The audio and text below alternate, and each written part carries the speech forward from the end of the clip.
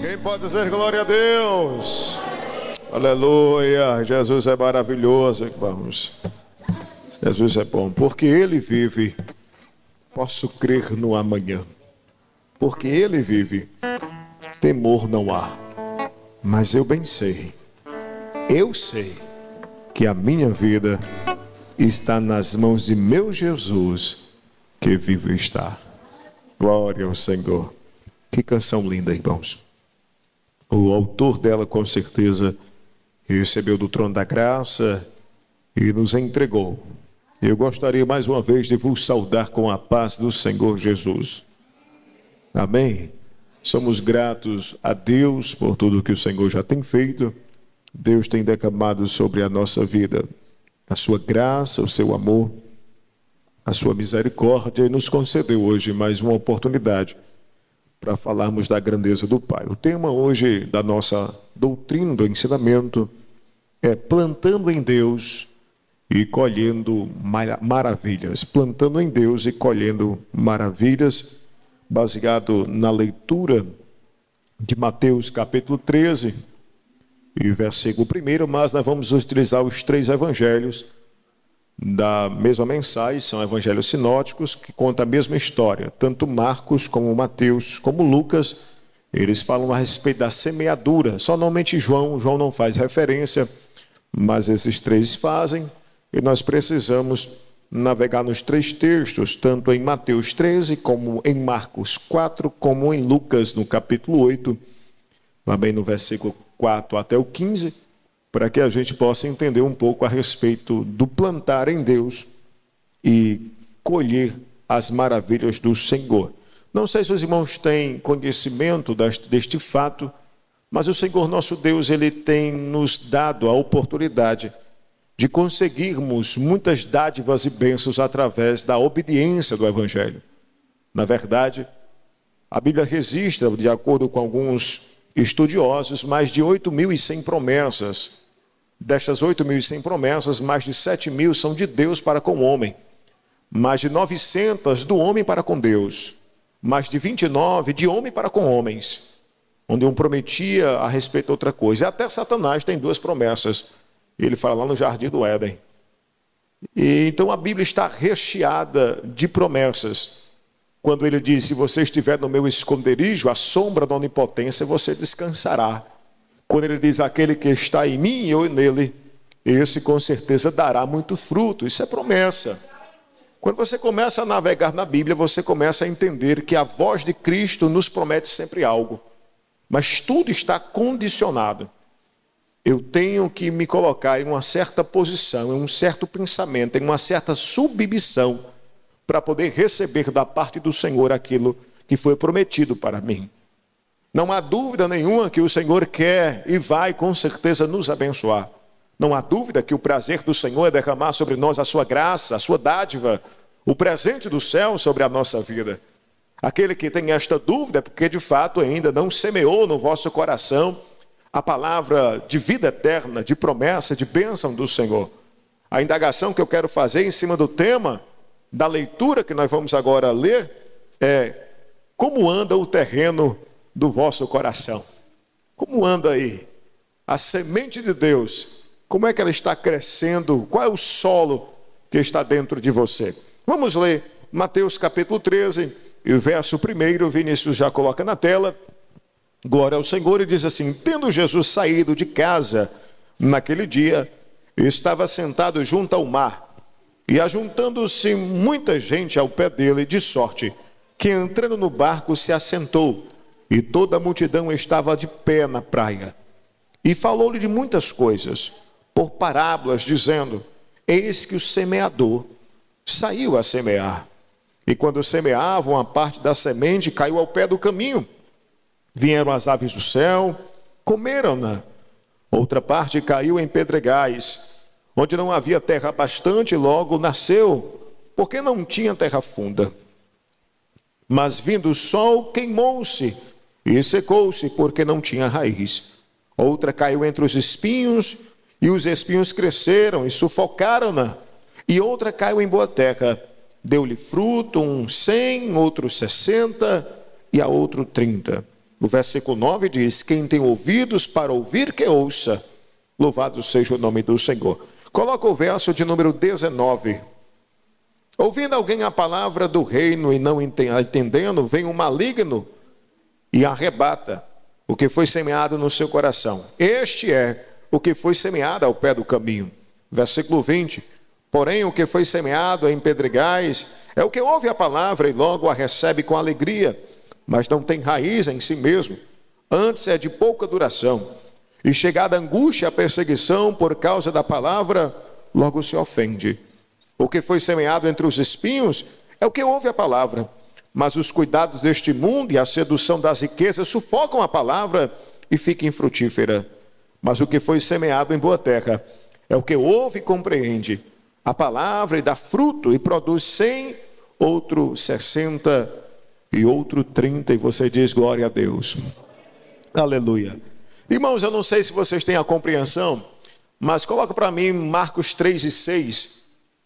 O Evangelho de Marcos, no capítulo 3, ele vai falar sobre o momento em que Cristo cura a mão de um homem que tinha ela mirrada, atrofiada, seca.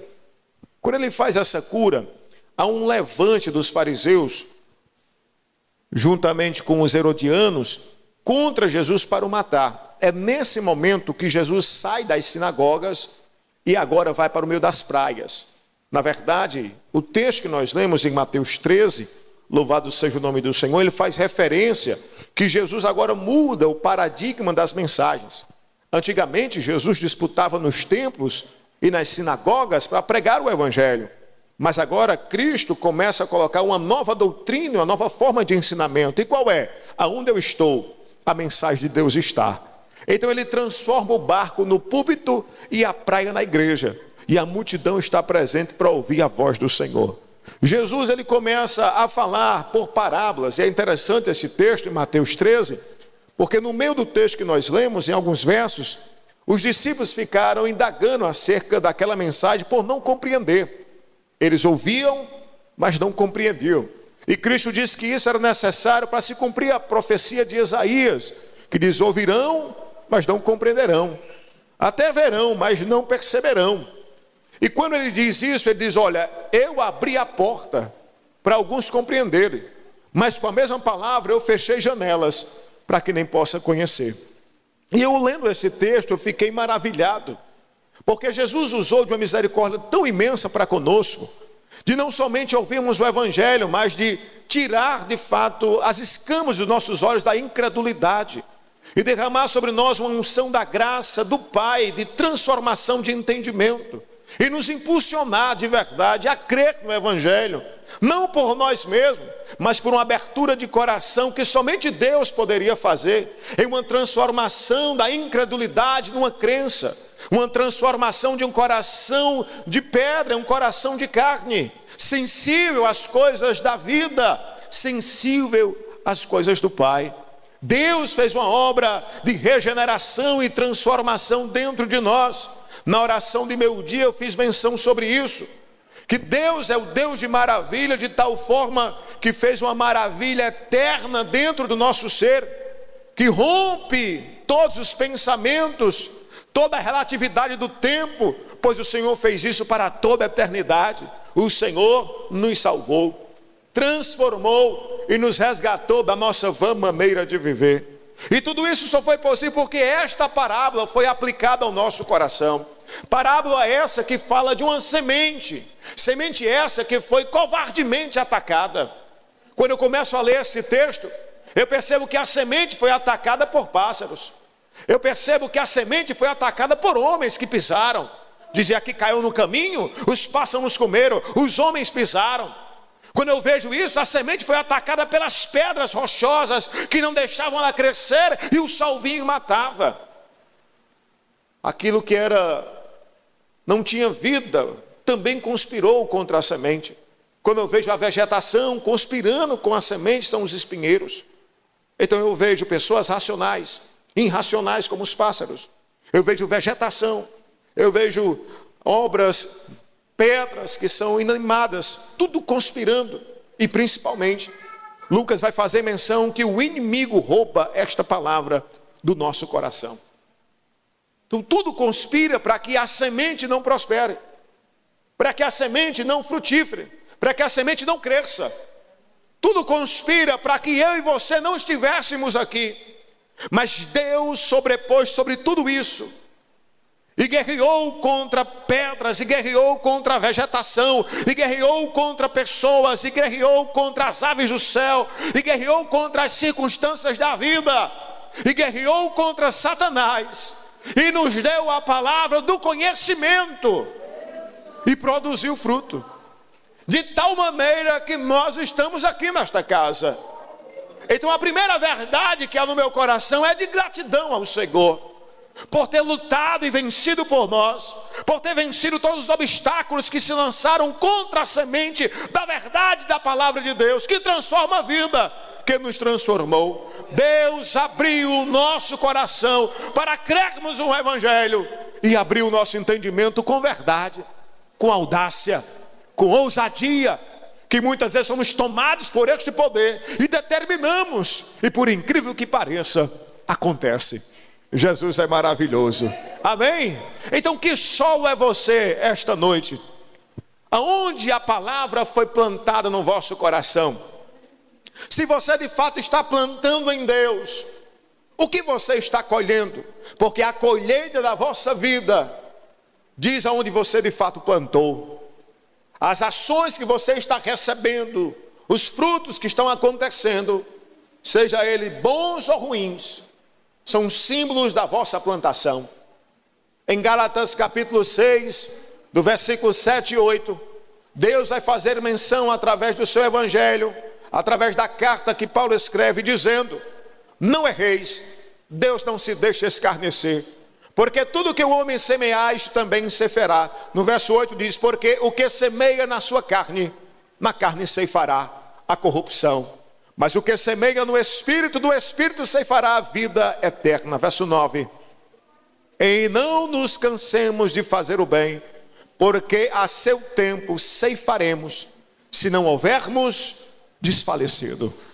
Amém? Então é promessa de Deus, se você plantar, você vai colher. Então hoje nós vamos ler aqui o texto e vamos descobrir aonde estamos plantando nesta terra. O verso capítulo 13, o verso 1, do verso 3, Jesus vai falar sobre uma parábola do semeador. E eu tenho certeza que a igreja tem já o conhecimento desta verdade. Mas é preciso hoje nós mastigarmos um pouco para saber se nós paramos no caminho ou se ainda estamos produzindo para o Senhor. Então ele diz no verso 3: e falou de muitas coisas por parábolas, dizendo: eis que o semeador saiu a semear. Em Marcos ele vai dizer, no capítulo 4, no versículo número 3, se não me engano, ele diz: ouvi, eis que saiu a semear o semeador. É uma atenção antes da frase. Ele diz: vocês podem prestar atenção, vocês podem olhar para mim. Olha, eu quero dizer algo importante a vocês, vocês podem ouvir.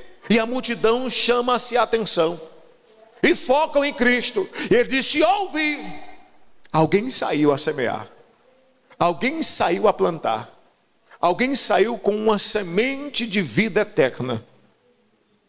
Então hoje nós somos visitados por muitas pessoas que estão semeando, mas não a semente de Deus. Muitas pessoas estão até em cima dos púlpitos, mas não com a semente do evangelho pura, edificante. Preste atenção nisso. O verso 4 vai dizer do capítulo 13: e quando semeava, uma parte da semente caiu ao pé do caminho. Vieram as aves do céu e a comeram. Marcos vai dar referência que, além das aves comer, Marcos e Lucas, os homens pisaram. E depois que pisou, foi que a ave veio e comeu. Nesse momento começa uma compreensão clara. A mensagem do evangelho que traz medo ou preocupação ao inimigo das nossas almas é a semente que é pisada. Não entendi, pastor. A semente só é pisada pelos homens, e isso fala do endurecimento de coração, quando o homem a rejeita. É como se eu falasse de Jesus aqui a noite inteira e o seu coração rejeitasse, não aceitasse. Que besteira é essa? Por que eu tenho que mudar isso? Por que eu tenho que transformar isso? Geralmente os grandes pregadores, ou a grande maioria deles, nos seus apelos cinematográficos, eles colocam ênfases que Deus, Ele vai resolver todos os seus problemas de uma tal forma que você não terá mais problemas. E muitos vêm até o pé de Cristo, não por uma palavra pisada de transformação, mas por uma palavra que muitas vezes só alimenta o ego e o satisfaz momentaneamente, trazendo no seu coração o entendimento não do evangelho puro, de transformação e de renúncia, mas que Deus me quer de qualquer maneira e não preciso mudar. A palavra que não é pisada é a palavra hoje muitas vezes pregada por muitos, e isto é fato, que você não precisa de nenhuma mudança ou transformação. Esta palavra não traz medo ou preocupação a Satanás, porque esta palavra não é uma palavra de vida eterna. Pois logo aquele que a receber vai saber que isso não é verdade. Porque quem recebe Cristo recebe lágrima também, choro, sofrimento, dificuldade, lutas. Quem recebe Cristo recebe com uma posição de renúncia, dizendo: quem quer vir após mim, negue-se a si mesmo, tome a sua cruz e siga-me. Cristo é renúncia, Cristo é confronto, Cristo é limpeza, Cristo é santidade. E quem recebe Ele como Senhor e não somente como Salvador. Pois essa é a maior dificuldade de entendimento da igreja do Senhor. Pois a palavra muitas vezes vem ao coração endurecido, e ele até quer Deus como Salvador, mas não como Senhor da vida. Ele quer os benefícios da salvação, mas não a obediência de ser servo do Senhor, que o qual ele quer servir. Ele só quer o que ele tem para dar. A palavra pisada é aquela palavra de confronto, em que um homem diz: eu não quero isso, eu não preciso disso. Que conversa é essa? Uma palavra pisada foi pelo jovem rico, quando Cristo disse: você precisa tirar o seu coração das coisas que você possui. Você precisa se abster do amor, da propriedade que está sobre a sua vida. Você precisa vender o que você tem. Porque não é pecado ter as coisas, mas é pecado as coisas ter você. Não é pecado você possuir o dinheiro, o pecado é o dinheiro lhe possuir. E este homem era dominado pelas posses que tinha. E Cristo, ao examinar o coração, lança-se a palavra que ele apisou. E disse: você precisa converter-se, limpar o coração, tomar uma atitude e vender o que tem. Ele disse: não, Senhor, desse jeito eu não quero não. Palavra pisada, jogada pelo caminho. E quantos de nós fazemos isso com a semente da verdade? Quando o Senhor nos cobra santidade e nós permanecemos no erro. Quando o Senhor desce ao nosso coração com a palavra de evangelização e transformação de vida e permanecemos da mesma forma. Quantas vezes Deus lança uma palavra pisada, endurecida, de transformação, de confronto, e você diz: é para fulano, ainda se ele tivesse vindo a este culto, e não recebe para si. Eita, fulano tivesse vindo, ele ia pegar uma pancada. E não recebe para ele. Quantos de nós fazemos isso com a palavra e pisamos em cima? Pois saiu o semeador a semear. A palavra de Deus começou a jorrar. A semente começou a ser plantada. E por incrível que pareça, ela achou o nosso coração. Nós somos terra fértil da plantação de Deus nesta terra. Quem pode dizer glória a Deus por isso? Versículo 5 diz: e a outra parte caiu em pedregais, onde não havia terra bastante, logo nasceu, porque não tinha terra funda, mas vindo o sol queimou-se e secou-se, porque não tinha raiz. Após toda essa narrativa, os discípulos também não entenderam. Cristo explica, no verso de número 20, bota para mim, ele diz assim, Mateus 13, 20, perdão. Mateus 13, 20. Ele coloca e diz assim: porém, o que foi semeando em pedregais é o que ouve a palavra e logo recebe com o quê? Com alegria. É aquele entusiasmado, Joel, que eu estou pregando aqui o evangelho, falando de Jesus Cristo, e quando ele termina ele está emocionado. Jesus tocou no coração, ele sai pisando nos pés, ele chora e diz: eu quero Jesus. Eu me lembro de uma festa que eu fui, um show gospel que ele chama, lá na cidade de Oroz. Era aquele cantor Samuel Mariano, com aquele trio elétrico Ceará para Cristo, era mais ou menos assim um projeto. No final do culto, ele fez um mover impressionante, uma habilidade, um negócio, até eu caí no negócio, até eu dei também lá um bocado de coisa, emocionado, alegria. Naquela noite, 157 almas se renderam ao Senhor. Ele dizia no microfone com propriedade: 157 almas se converteram a Jesus. E o povo, glória. Mas quem tem este poder para dar essa expressão tão convicta, irmão Arnóbio, de conversão, senão Deus? Podemos dizer que 157 pessoas foram entusiasmadas pelo poder do evangelho e com alegria receberam a palavra de vida, verdade. Mas a conversão é um trabalho interno que só Deus sabe, que só Deus conhece. Na prepotência ele utilizava e dizia isto: dos 157, nenhum permaneceu. Receberam a palavra com alegria, entusiasmados, emocionados, com uma mensagem, Paulo Igor, que dizia que eles iam vencer agora todos os obstáculos da vida, porque Cristo é tudo em todos. E é verdade, Cristo é tudo em todos, mas não nos blinda das dificuldades que estão à nossa volta. Cristo não nos coloca em uma situação de proteção ao ponto de não sermos tocados. Você vai chorar e muito, Tiago, e essa profetização não é de maldição, é de verdade, de vida. Como todos nós já choramos, como todos nós não entendemos quando não somos ouvidos, quando todos nós oramos e não somos respondidos. O evangelho que se é pregado muitas vezes é o evangelho que vai suprir a vossa necessidade. É um Cristo vendido, aonde ele vem resolver os seus problemas imediatamente. E quando não resolve, cumpre-se o verso seguinte, verso 21. Mas não tem raiz em si mesmo, antes é de pouca duração, chegando às angústias e perseguições. E olha como isso é interessante. A angústia vem de onde? Diga comigo, de dentro. Diga, de dentro. Perseguição vem de onde? De fora. O que é que ele está dizendo? Que quando você recebe a Cristo, você tem combates por dentro e por fora. Paulo disse: por dentro tribulações e por fora perseguições. Atribulado e perseguido.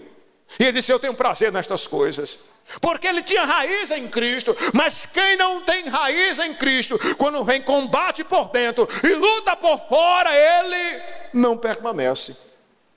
Porque o Cristo que foi oferecido a ele é que ele ia sempre sorrir, é que ele sempre ia pular, é que ele sempre iria vencer. O hino que deram para ele é aquele: agora é só vitória, é só vitória, é só vitória.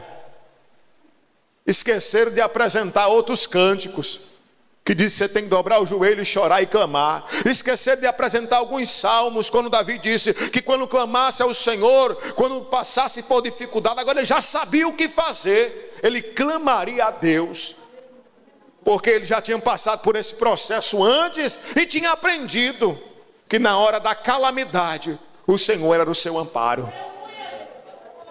Um Cristo vendido muitas vezes por contentamento, ilusões, emoções, mas sem raízes. Quando alguém vem aqui à frente, aceita Jesus como um Salvador, eu fico feliz, mas só Deus sabe de fato a conversão do coração. Há um pastor, não lembro do nome dele agora, mas ele dizia que as nossas igrejas são portas abertas para a salvação, mas mais largas ainda para a perdição. Quanto mais entrava, mais saía. Mostrando que de fato há uma dificuldade de entendimento de quem realmente se converteu em Cristo Jesus. Qual é a semente que está brotando aí? É aquela do beira do caminho que você só toma ela por aquele momento, acompanhando, passando, tem alguém pregando, você para, à beira do caminho que todo mundo passa, e de repente passou e alguém ouviu, você não deu crédito e pisou. Eu me lembro de uma expressão de um pastor, irmão Isaqueu, que ele disse que Satanás não entrava na igreja dele. Ele disse, coitado, esse é um iludido. Porque o texto diz que assim que a palavra vai penetrando em vós, Satanás, ele vem e rouba. Ele rouba como? Ele rouba lá fora? Ele rouba aqui dentro. Quando a palavra de confronto, de conversão, ele coloca um pensamento diferente, um desejo. Eu me lembro quando eu estava na iminência de me converter, todavia que eu tinha um desejo de servir ao Senhor e dizer, e aquele negócio? Como é que vai fazer com aquilo ali? E esse aqui? E vinha muita coisa e turbilhões. Era a palavra entrando e ele roubando, sugando, tirando. Porque aquela palavra era de vida eterna. Aquela palavra era de transformação e mudança. Aí ele disse, não, na minha igreja ele não entra. Meu irmão, como seria bom. Como seria bom que, de fato, conseguíssemos blindar o nosso coração do maligno. Mas a palavra diz que ele está ao nosso derredor, bramando como leão, esperando um a quem possa tragar. Resistir ao diabo, ele fugirá de vós. O Senhor nos pede força, persistência, determinação. E determinação não é esta semente, pois esta semente caiu até em uma terra que frutificou, mas ele não tinha o quê? Profundidade. Ele não tinha raízes. Ele não conseguiu dar continuidade no evangelho de Cristo da sua vida. Ele até caminhou um pouco, e até está satisfeito onde está, mas ele não prossiga, ele não avança, ele não busca o alvo, ele não quer mais de Deus. Quando vinham as circunstâncias da vida, perseguições e angústias, ele dificilmente suportará, dificilmente ele permanecerá. E por quê, pastor? Porque ele estagnou, porque ele recebeu a palavra, cresceu e cresceu rápido. Já viu pessoas que crescem e crescem rápido? Pessoas que desenvolvem de uma forma impressionante. Já viu isso? Rapaz, esse menino nem vai ser uma benção. Rapaz, esse homem aí, rapaz, que coisa. E de repente está afastado do evangelho, desviado, cresceu de uma forma. Pessoas que aparecem no mundo gospel, que estoura, estão adorando, de repente no outro dia está o que? Afastado do evangelho. Meu Deus, o que foi isso? Cresceu em meio a pedregais. Cresceu rápido, demonstrou talentos, desejos, mas não tinha raiz. Não tinha raiz. As circunstâncias da vida o fez existir. Quem não tem expectativa em Deus, esperança no evangelho, desejo de céu, desejo de Cristo, louvado seja o nome do Senhor, ele não consegue vencer esta terra. Ele não consegue. Ele se apaixona por aqui, ele luta pelas coisas daqui, ele só quer viver daqui. Lembra da expressão de Isaías na parte profética messiânica, que ele disse que ele subiu como um renovo, como raiz de uma terra? Como raiz de uma terra seca. Raiz de uma terra seca. Ou seja, ele tinha raízes. Como? Se a terra era seca, infrutífera. Se a terra não tinha o que produzir, os nutrientes para dar, como é que ele tinha raiz? Como é que ele cresceu? Como é que ele solidificou? Como é que ele permaneceu? Porque os nutrientes dele não eram desta terra, era do céu. Os nutrientes que Cristo estava recebendo era do Pai. Por isso em Colossenses ele diz, pelo amor de Deus, buscai as coisas que são de cima. Buscai as coisas do alto, se nutre das coisas do céu, de lá, alimente-se com ele, viva o evangelho, busque Jesus, ame a Deus, em outras palavras, se aprofunde, busque, permaneça. Eu lembro da expressão de Paulo falando sobre dons espirituais, lá em 1 Coríntios 14, ele disse, já que recebeste o de falar em línguas, o dom, busque agora o de profetizar. De uma forma simples de entendimento, ele estava dizendo, prossiga em conhecer a Deus. Busque o que Deus tem para dar. Quando eu não consigo, irmão, prosseguir, alguma coisa me barrou. Alguma coisa me bloqueou. E essa é a nossa maior dificuldade. Esses dias eu terminei agora mais um livro, para a glória do Senhor, depois de muita peleja. E no final do livro ele fazia menção de 4 obstáculos que entupiam as veias espirituais, que não conseguia ligar o fluxo do coração com o céu. Ele dizia: o endereço de Deus é o seu endereço. Ligar na terra e ligar no céu precisa de veias, assim ele falava, pois coração era a mensagem. Precisa de veias desentupidas. E ele falou de 4 pecados que entupiam as veias. Ele falou de medo, ele falou de ódio, ele falou da falta de perdão, e ele falou de renúncia. E eu comecei a entender algo primordial nisso. Tudo isso se resume sobre um homem superficial. Porque este segundo ponto está falando nada mais de um homem superficial, que só vive na superfície, que só gosta dos cultos que são festivos, que só oferta ou dizima quando está tudo bem, que só ajuda na igreja de qualquer maneira quando lhe agrada. Ele é superficial. Se vier dificuldade ou perseguição, ele se afasta. Ele nega o evangelho. Ele trai. Ele sai de perto. Ele prefere desistir do que combater. Porque nele não tem raízes. Quem está entendendo, diga amém. Então um semeador saiu a semear. Deus está dizendo: a palavra está sendo lançada. Se de fato o seu coração é boa terra, vai cair ali. Vai produzir em vossa vida algo que nunca produziu. E isso não é só o dia que você aceita Jesus, não. Isso é constante e contínuo. Todos os dias Deus tem semente sendo lançada aos nossos corações, buscando transformação de entendimento e renovação de alma, aperfeiçoamento dos céus na nossa história em todo o tempo e em todo momento. O terceiro ponto, esse é um dos mais afetados da igreja, porque todos que estão aqui agora, eu considero que já passaram essas 2 fases de pisar ao evangelho e da superficialidade. Ele está um pouco mais profundo, mas agora o inimigo usa de estratégias diferentes. Ele sufoca a nossa mente com muitas coisas, com muitas atribuições. Marta, está muito atarefada nas tuas coisas, Marta. Algumas coisas, poucas coisas são necessárias, somente uma. E Maria escolheu a melhor parte, a qual não vai ser tirada. E aí ele fala sobre uma semente que cai no meio dos espinhos, a erva daninha, que tem raízes a quase 30 centímetros de profundidade.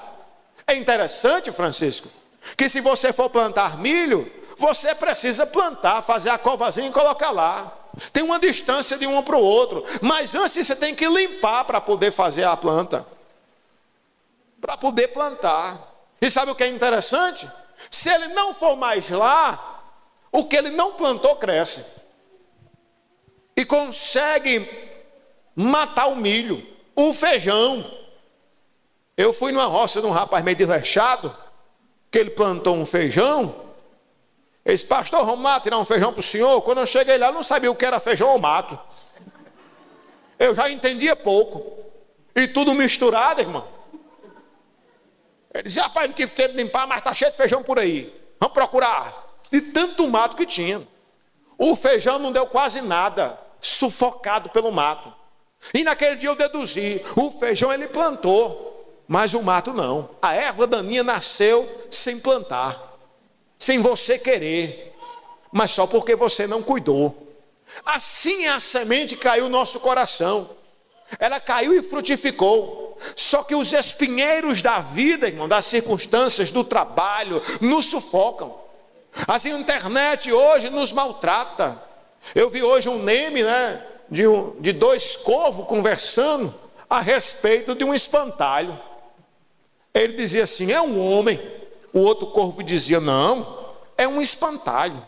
E naquela discussão, um perguntou ao outro: por que não é um homem? Ele disse: porque não está olhando no celular. É um espantalho. E é a grande verdade, irmãos. Eu, esses dias, fiz um exame aqui de consciência.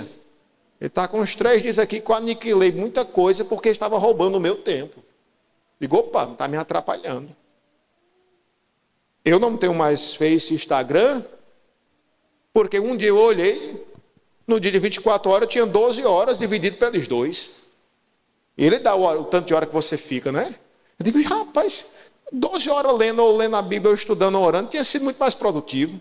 Mas ele roubou o meu tempo. Aí coloca aí, família, trabalho, internet, luta, dificuldades, batalhas, sonhos, projetos. Bota tudo isso aí, o que é que sobra para Jesus? Um culto como esse, muitas vezes, com muita pressão, dizendo, eu tenho que ir, já não fui o outro. O que é que vão dizer? Não, eu sou um presbítero, eu tenho que estar lá. Rapaz, eu não posso faltar hoje não, porque já estou com 3 cultos, o pastor já me deu um carão. É isso que sobra, irmãos. Eu não vou não, que eu não estou assistindo mais nada, fui repreendido no meio do culto. Chega lá, é só o povo falando mais nada. O que sobra para Deus é isso, nós entupimos a nossa vida de circunstâncias, de problemas, de ocupações, e crescemos no meio de espinheiros. E no momento que é para nós frutificarmos, não tem como. Se tornamos infrutíferos pelas circunstâncias da vida. Focamos trabalho, não estou dizendo que é errado você trabalhar, não. Focamos tudo menos Deus. A prioridade, a salvação, a eternidade. O que está preparado, quem nós somos, só é possível porque Deus fez isso em nós. Tudo que somos e temos, devemos a Deus, que abriu o nosso entendimento, que lançou a semente e que cresceu. Mas as ervas daninhas que estão à nossa volta, muitas vezes estão nos sufocando. Temos a palavra de Deus em casa, mas mal lemos. Temos louvores à disposição, mas mal escutamos. Pastor, eu boto uma pregação de meia hora, ele não presta atenção em 10 minutos. E o homem fica lá falando sozinho. De repente ele volta, o que foi que ele disse mesmo? Perdido pelos afazeres da casa, pelos problemas familiares, pela preguiça. Irmãos, é uma verdade que está no nosso meio. Estamos virando crentes raquíticos, homens e mulheres sem espiritualidades, cultos que quando alguém fala em língua, é um mistério impressionante. Eita, hoje ele está cheio. Chega é diferente, porque é raro, porque uma vez perdida. Porque quando você vê uma manifestação de glória é diferente. Eita, hoje ele veio cheio. Hoje ela está cheia. Mas isso era para ser constante. Isso não era para ser anormal, isso é a normalidade. Mas hoje é algo anormal. Hoje é algo difícil, irmãos. Chegamos cansados aqui, uma luta para chegar. E às vezes quando chegamos, nossa mente não permanece nesse lugar. Somos adornados pelos espinheiros desta vida, pelas preocupações à nossa volta, pelos sonhos de conquista. E nós às vezes perdemos o primordial, o que nós já conquistamos, que é a nossa salvação. Então o texto bíblico vai dizer, louvado seja o nome do Senhor, que outra caiu no meio dos espinhos, verso 7, Mateus 3 e 7. 13 e 7, ele diz, e outra caiu entre os espinhos, e os espinhos cresceram e a sufocaram. No entendimento disso, no verso 22, ele vai dizer assim, e o que foi semeado entre os espinhos, é o que ouve a palavra, mas os cuidados deste mundo e a sedução das riquezas sufocam a palavra e fica infrutífera. Ah, pastor, mas qual é o problema de não dar fruto? Quem sabe qual é o problema de não dar fruto? Coloca João 15 aí para mim. Vamos ler do verso 1 aí, João 15. Evangelho de João, capítulo 15. Olha aí o que é que diz. Ele diz, eu sou a videira verdadeira, meu pai é o lavrador. Toda vara em mim que não dá o quê? Que não dá o quê? O que é que ele faz? Tira. Ele tira. No começo da pregação de Jesus em Mateus 4, ele diz que esses galhos secos são lançados no fogo e ardem, por ser infrutífero, por estar ocupando lugar na videira e não produz nada. Aí alguém acha que, não, é só um tempozinho, eu vou melhorar, pastor. Não prega nada, não canta nada, não ora por ninguém, não ora nem por ele mesmo para escapar, para ver se escapa, nem por ele mesmo ele ora. Só vive da pobre das irmãs. Quem passa, olha por mim, minha irmã, olha por mim, meu irmão, estou morrendo, olha por mim, meu irmão. Ele não tem coragem de orar por ninguém, nem por ele mesmo. Sangue de Jesus. Agora de manhã cedo, irmão, olha onde é que ele já está, correndo na rua. Marque um passeio, ele é o primeiro a chegar. Ele diz, eita pastor, esse povo, ainda fala dos outros, esse povo é difícil, uma hora dessas não chegaram ainda para passear, é ligeiro. E ainda fica dizendo, os outros dão trabalho demais, pastor, não chega. Reclama de tudo, dá palpite em tudo, mas é todo sufocado pelas coisas desta vida. Se torna infrutífero. Amém, irmãos? Mas aí vem a parte boa. É a semente que caiu na boa terra. E eu acho lindo esse texto, porque coloca o verso seguinte aí, do Mateus 13, em verso de número 23. Mas o que foi semeado em boa terra é o que ouve e a compreende. Para aí um pouco, olha para mim, vamos pensar aqui. Ouve e... porque tem gente que ouve e não entende nada. Essa parte de compreender não é sua, é de Deus. Tem gente que tem estudos, fez até teologia. Eu conheço pessoas que têm teologia, pessoas que leram a Bíblia 2, 3 vezes e se consideram homens que não creem, não entendem. Blasfemam mesmo. Eu convivi com um que dizia, como é que só acredita nisso aí? Dizem que um peixe engoliu o homem, rapaz. Isso é conversa. Digo, tu já leu direitinho? Já li 3 vezes a Bíblia. A minha maior loucura, isso é uma fantasia. Eu disse, rapaz, se a Bíblia dissesse que o homem engoliu o peixe, eu estava acreditando mais no peixe engolindo o homem. Depois você é um fanático, eu digo, e você é um incrédulo. Pronto, está resolvido o negócio. E não era amigo.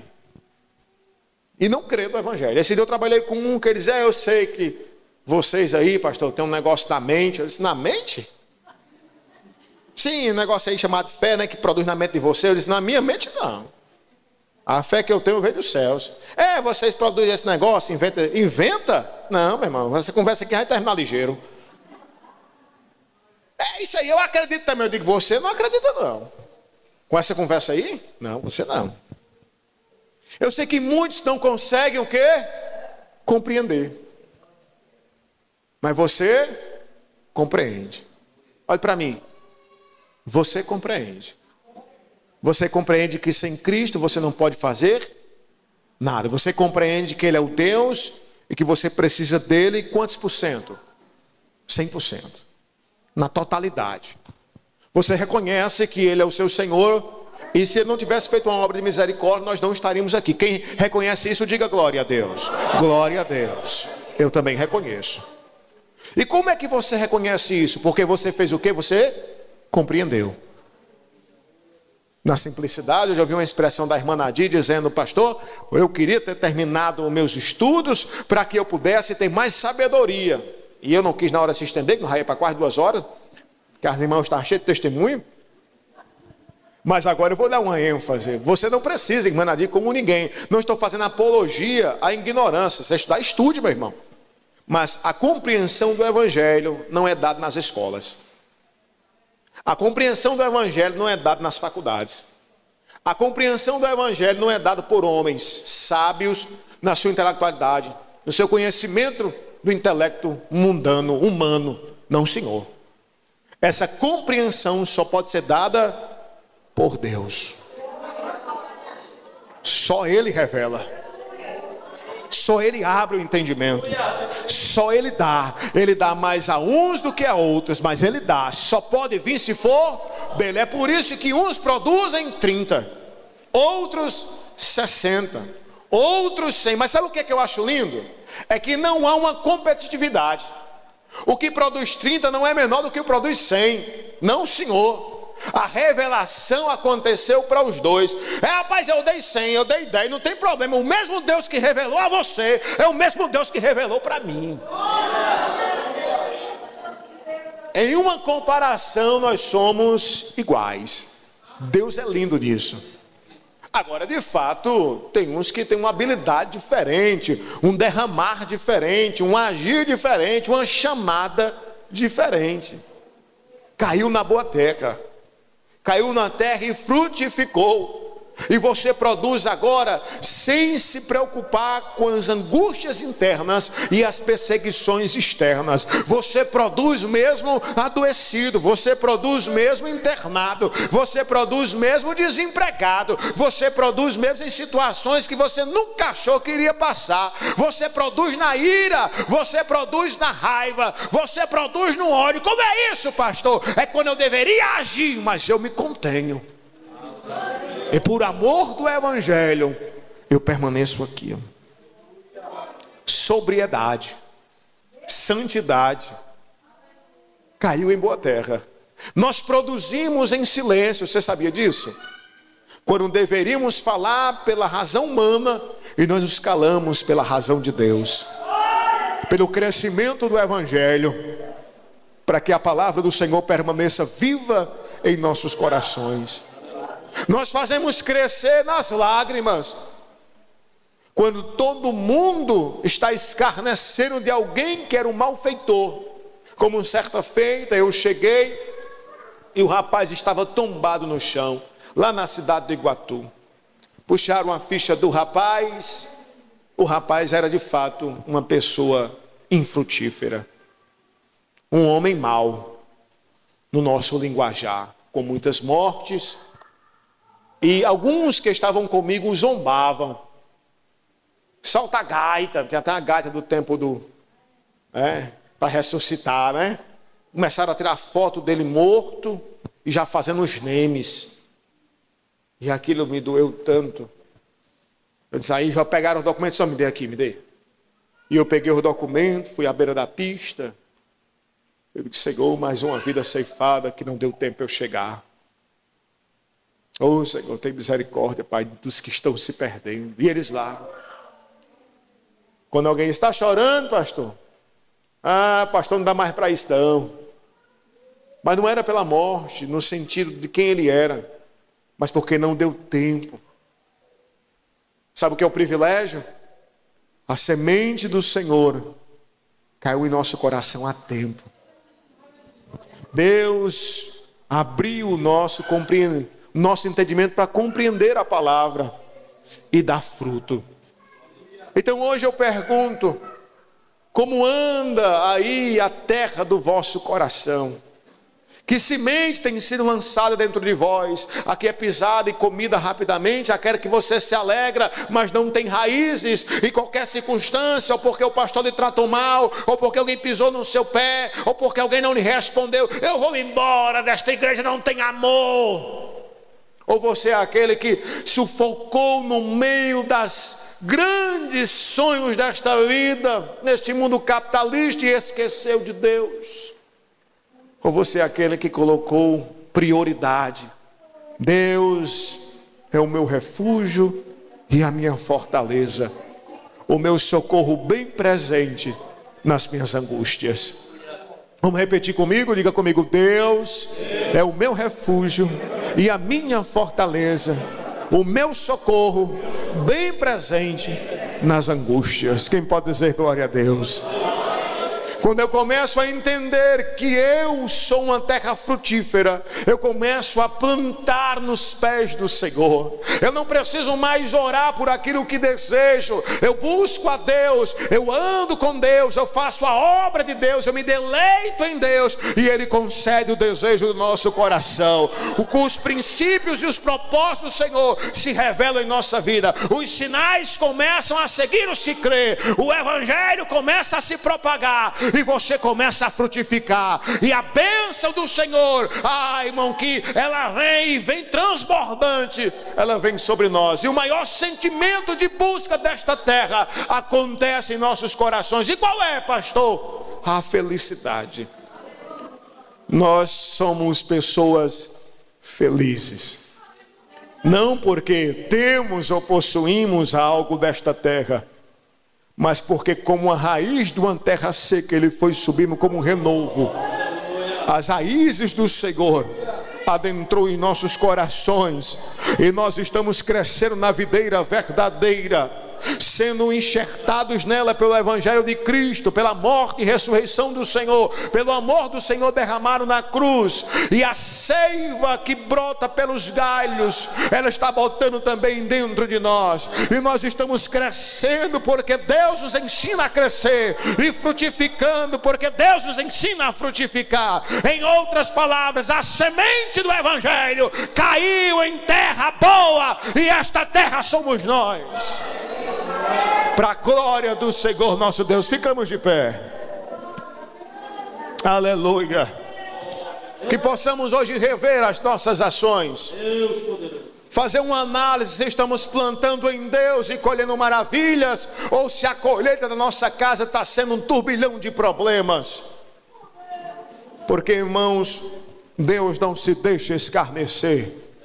Tudo que você plantar, você também colherá. Quem crê que Deus é Deus, diga glória a Deus. Aleluia. Irmãos, que é isso, pastor? Não entenda, irmão, compreenda. Ele é a solução de tudo. Ele é tudo que temos. Avance, olhe, preste atenção, avance. Cresça no Senhor. Pastor, eu tenho dificuldades ainda, eu tenho obstáculos. Avance. Pastor, eu tenho coisas que ainda me dominam. Avance. Eu tenho dúvidas, pastor. Avance. Converse com Jesus. Diga a Ele como é que você está. Estamos com campanha de oração, irmão. Segunda-feira eu já quero pedir para a glória do Senhor que na campanha de oração de meio-dia você comece a apresentar a festa, se Deus assim nos permitir fazer. Porque nós fazemos os projetos, mas é Deus quem realiza tudo. Amanhã estarei num programa no rádio. Eu não posso dizer isso, eu posso dizer, Pai, se Deus permitir. Porque se Deus tirar minha vida hoje, se o Senhor me chamar para casa, os projetos de amanhã não acontecerão. E muitas vezes é isso que nós estamos fazendo. Projetamos anos na frente e esquecemos do agora com Cristo. Projetamos casas, sonhos, prosperidades. Não é que seja pecado, mas o maior projeto é o céu. Temos que projetar, mas amanhã eu vou buscar aquele dom espiritual. Amanhã eu quero ganhar almas para Jesus. Projetar no céu. E tudo à nossa volta acontecerá, pois Ele sabe o que precisamos. Alguém quer se reconciliar, aceitar Jesus? Dizer, pastor, eu estou como semente na pedra. Estou tão superficial, pastor. Estou sentindo nada. Estou achando que tanto faz estar aqui como não dá. Eu estou sendo impulsionado por uma razão que eu sei que é a certa, mas eu não estou sabendo mais de nada, não sinto mais nada. Estou tão desacreditado. Estou tão sem profundidade. Estou tão sem Deus. O que é que eu faço, pastor? Aí você examina. Será que este problema de profundidade, de sentir Deus, não é um obstáculo? Será que não é um ódio? Uma falta de perdão? Será que não é uma culpa que o inimigo lhe maltrata por algo que você fez há tanto tempo? E toda vida você se partilha com aquilo.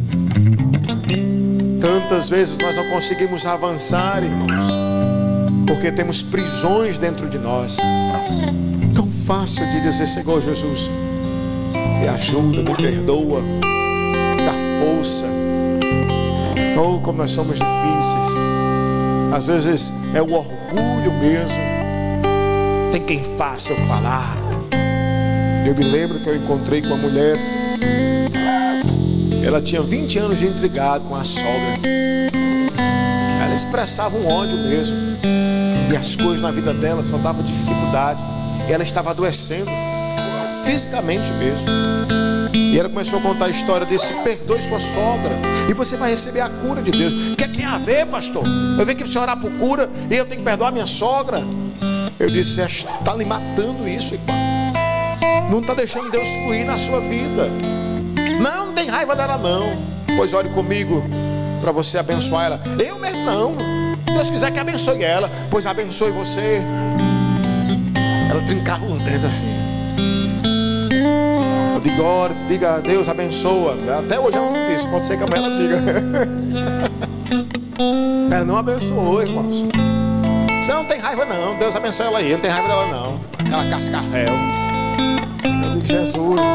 Então tinha uma barreira, um problema, e não fluía, irmãos. Quantos de nós criamos isso em nosso coração? Ódio por alguém, raiva por alguma coisa. E muitas vezes não é com a gente, porque quando é com a gente é mais fácil. Mas quando é com os nossos, como é difícil. Eu vi uma expressão de Hernando Dias Lopes dizendo assim: você quer ver alguém se mexer? Mexa com os seus. Mexa com aquela meninazinha lá no Piauí, para ver se aqui não sai daqui para lá. Mexa com os meus. Que a gente se mexe, irmão. Mas muitas vezes o Senhor nos coloca em situações como essa, para aprendermos a orar pelos nossos inimigos. Por isso a expressão é: Senhor, aumenta a nossa fé, para quando chegarmos nessa dificuldade possamos ser semelhantes ao Senhor, como aquele que recebeu a boa semente e não se apartará dos princípios da palavra de Deus. Então não sei se tem algum obstáculo. Será que é culpa? Eu fui esbofeteado 3 anos por Satanás. Ele dizia que o problema da minha filha, o culpado era eu. Eu dizia: é mesmo. Eu chorava. Aí tinha hora que eu estava tão alegre com Jesus, eu lembrava, eu mudava, continuava sorrindo, mas triste por dentro. 3 anos ele me maltratando. 3 anos que eu não conseguia ter um acesso. Eu comecei a ficar oprimido, sorrindo por fora e destruído por dentro. Às vezes nós temos culpa também, culpas que plantamos, fizemos no passado. E o Satanás diz aí: se disseram de ti agora, tu está aí agora, servindo ao Senhor, toda cheia de Deus, mas se eu revelar isso, ele é sagaz, irmãos. E se eu fizer isso, e se eu disser o que tu fez? Diga comigo: Senhor Deus, eu sou regenerado em ti, Jesus. E as minhas falhas e as minhas culpas eu entrego todos em tuas mãos. Perdoa-me, ó Deus. Eu lembro de uma expressão que a mulher dizia que o que ela fez não tinha perdão. Se o que eu fiz não tem perdão, pastor. E eu estava acompanhando a orientação. O pastor disse: sente aqui. Vamos imaginar que estamos à beira de um lago. Pegue uma pedra do tamanho da sua culpa. Ela disse: eu peguei uma bem grande, nem consigo levantar. Ele disse: eu vou pegar uma também. Tu consegue ver eu pegando uma pedra na minha mão? Ela disse: consigo. Eu vou lançar minha pedra no lago. E lançou. Ele perguntou: o que aconteceu com minha pedra? Ela disse: afundou. Disse: cadê ela? Disse: está no fundo do lago. Eu digo: você pode ver? Ela disse: não. Disse: lance a sua agora também. E ela com as 2 mãos lançou. Disse: onde está a sua pedra? A pedra da sua culpa. Disse: está no lago. Você pode ver? Disse: não. Ele disse: porque diante de Deus tanto faz ser pedrinha como pedrona. Ele apaga todas as culpas nas profundezas dos mares. Sinta-se perdoado nesta noite. Entregue todas as suas mágoas na mão de Deus. Receba renovo do Pai. A semente do Senhor caiu em boa terra, e ninguém impedirá o teu crescimento nesta obra. Os teus feitos ou mal feitos, o Senhor já sabe, e mesmo assim permitiu você estar nesta casa. Receba perdão de Deus, receba libertação desta culpa. Receba, você não precisa estar algemada ou algemado ao medo. Jesus já sabe e já te perdoou. Diga agora: Jesus. Pai, obrigado, Senhor, por esta noite. Obrigado, Senhor, pelo renovo, pela cura, pelo abraço. Obrigado, Jesus, por nos amar de verdade. Senhor, eu lanço tudo, meu Pai, que eu fiz de errado junto com esta casa nas profundezas dos mares. Senhor Deus, que possamos crescer na graça e no conhecimento, nos envolver com o Senhor por completo. Pai, o inimigo tenta nos sufocar, mas Senhor, Pai, vem nos desencilhar dessas amarras de Satanás, e que possamos prosseguir olhando para o autor e consumador da fé. Eu te amo, Jesus. Jesus, eu te amo, Deus. E nós não iremos parar por nada, Senhor. Nos ensina a dar fruto com abundância e a viver o Evangelho, meu Pai, como nunca. Obrigado, Deus, por esta noite. Sara a igreja, sara o teu povo. Anima, papai.